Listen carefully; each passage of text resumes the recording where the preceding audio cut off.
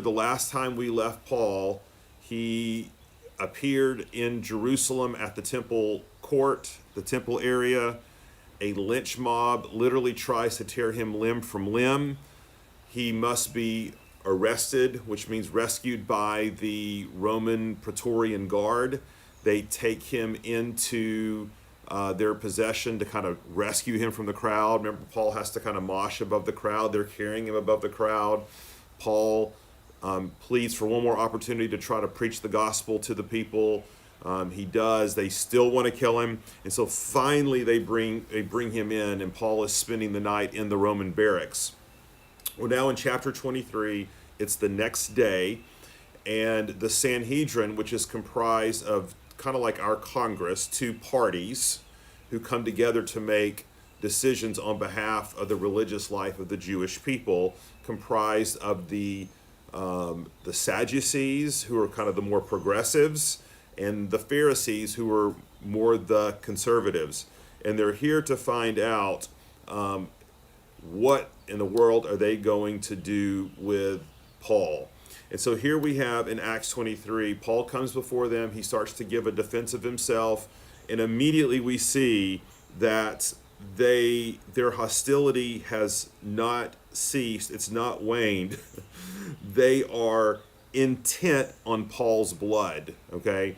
Now, while the Pharisees and the Sadducees are opposite theologically, politically, they are united in their conviction that something has to be done with Paul.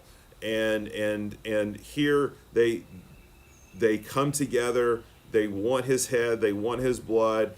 And again, the Praetorium, this is not out in public now. This is within the confines of the headquarters there, where there's a convening of the Sanhedrin. And so, but again, the Praetorian Guard is compelled to come in and pull Paul out of that setting because his life is literally on the line. And so they've taken him back into custody. They're trying to figure out what to do. Paul is spending another night in the barracks, and God appears to Paul. And listen to what he tells Paul in verse 11. The following night, the Lord stood by him, meaning Paul, and said, "Take courage, for as you have testified to the facts about me in Jerusalem, so you must also testify in Rome." Now, this is a pretty extraordinary promise, right? Because remember that Paul, to this point, has gone on 3 missionary journeys. And it was always in his heart, and he said this to the church in Rome when he wrote the letter to Rome, "It's my heart to come and minister the gospel to you there." And then from that point to go on to Spain, okay, which at that point in time was the furthest reaches of the known civilized world, at least to the west. And so this was always in Paul's heart, but of course now he's imprisoned. And what's interesting is that God is telling Paul, I'm gonna fulfill this desire of yours. I'm gonna let you be my witness in Rome. However, it's not going to be the way Paul anticipated, right? This is going to now begin the 4th missionary journey of Paul, but in chains. And what God is promising Paul is that he is going to bring Paul ultimately to Rome to be his witness. He is going to get an opportunity, just as he has in these other places in his life, to proclaim the gospel to the highest authorities. Now, when it says, "Take courage," I'm going to bring you to Rome, understand something. God does not tell Paul he is going to bring him safely to Rome, okay? He doesn't even say that he is going to protect Paul, right? In other words, he doesn't say, "Paul, I'm going to bring you to Rome with no suffering." Or, "Paul, I'm going to bring you to Rome with no imprisonment." "Paul, I'm going to bring you to Rome with no threats to your life." Or, "Paul, I'm going to bring you to Rome with no threats to your safety." God doesn't promise anything like that at all. He simply, in a sense, is assuring Paul, "I'm going to bring you alive to Rome." I'm going to bring you alive to Rome so that you can testify to my grace in the greatest city in the world. And so what God is giving Paul here is a promise. And it's important that we understand verse 11 because it's going to undergird everything that we see unfold from this point forward, right? So all the way from Acts 23 to the end of Acts, Paul is imprisoned for the remainder of this book. Now, there's good evidence, and we'll get to this later, that Paul was released from this first imprisonment. He went on to have further missionary activity, wrote a few more letters, the pastoral epistles, before he was ultimately suffered martyrdom during his second imprisonment.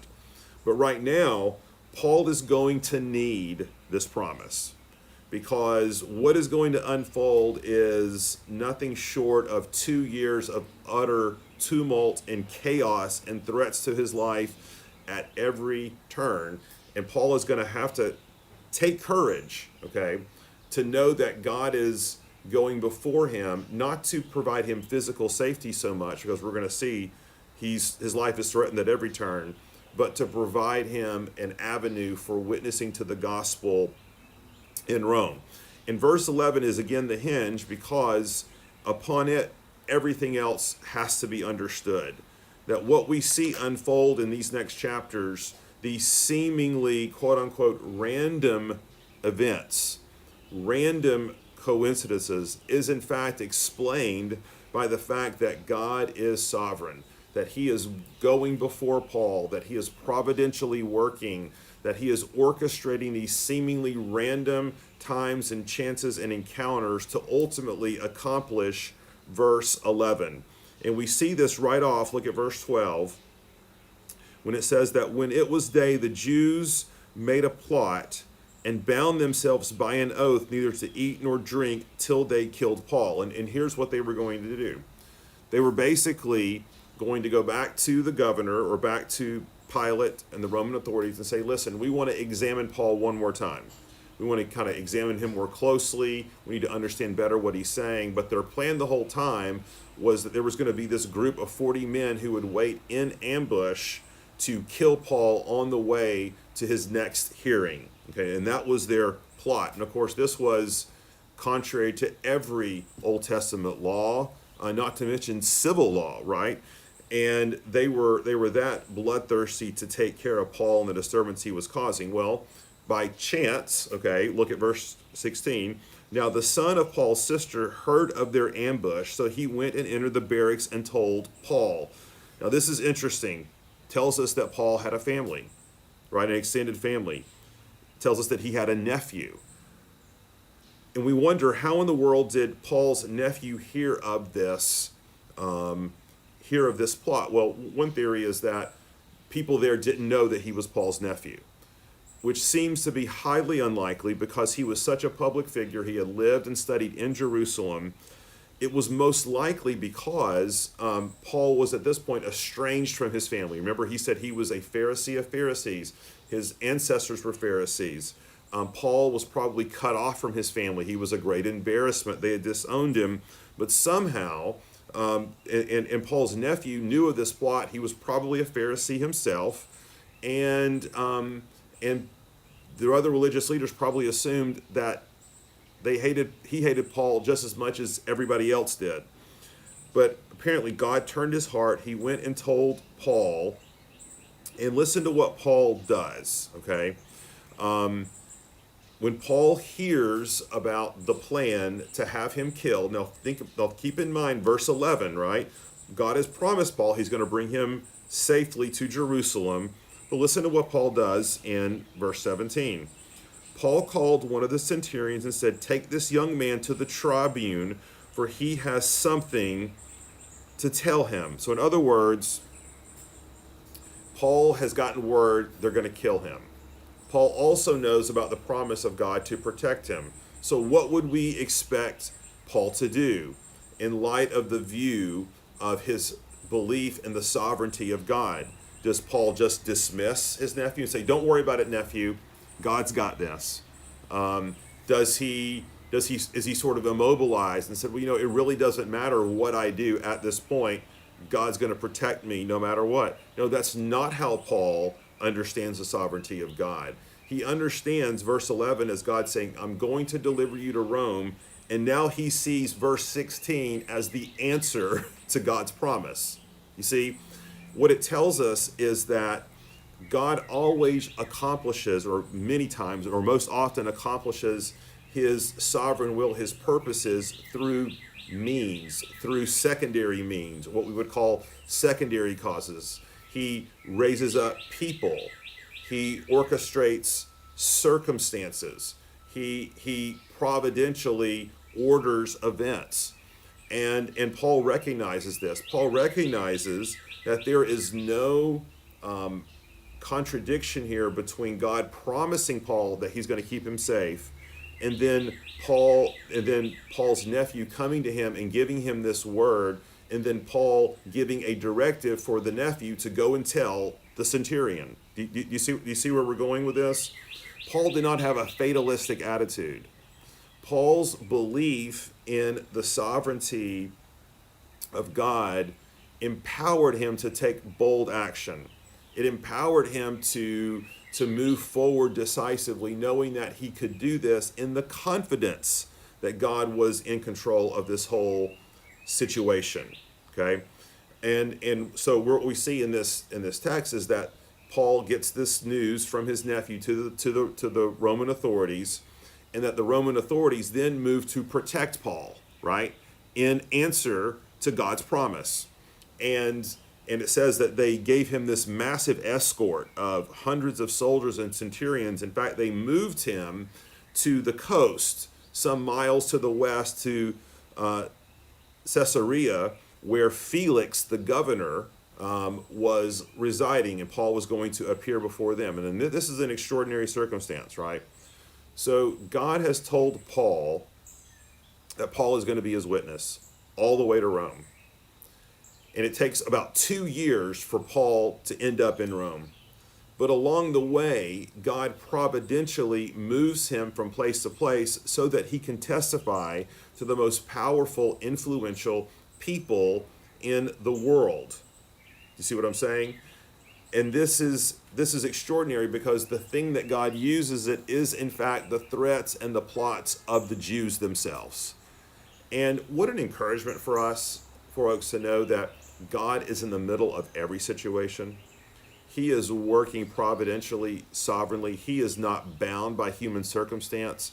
Even in the darkest days, even with times when we feel like someone is plotting against our life, even in that, God is using that, orchestrating that to accomplish his will. And in this case, he just keeps putting Paul in the face, in the presence of ruler after ruler after ruler, as we're going to see through the rest of the book of Acts.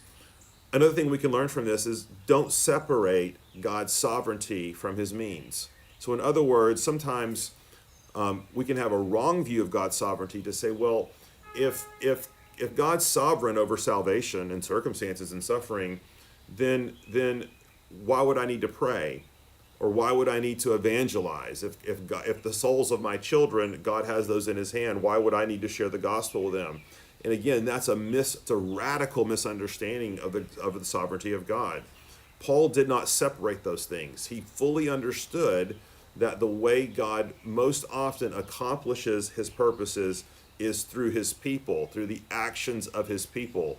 Now, our cause or our will or our action is not on par with God's. It's always subordinate. Okay, it is God's will that is decisive, but because God's will is decisive that our will and actions have effect, can take hold, that we can move forward in confidence, in boldness, in trusting ourselves and our lives to God's sovereign care.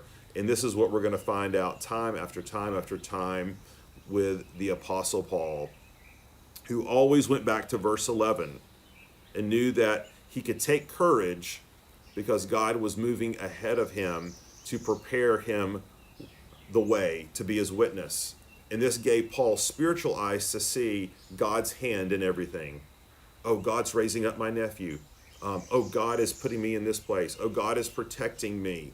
And because of this, I can lean into his path for my life.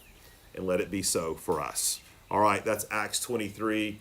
Acts 24, Paul is going to be before the most powerful person in this area of the world, Felix, at Caesarea. Acts 24, same time, same station tomorrow. Let's pray. Lord,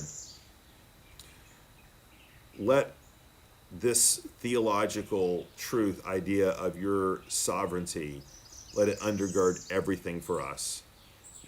Let it not make us passive. Let it not make us fatalistic, but let it make us bold.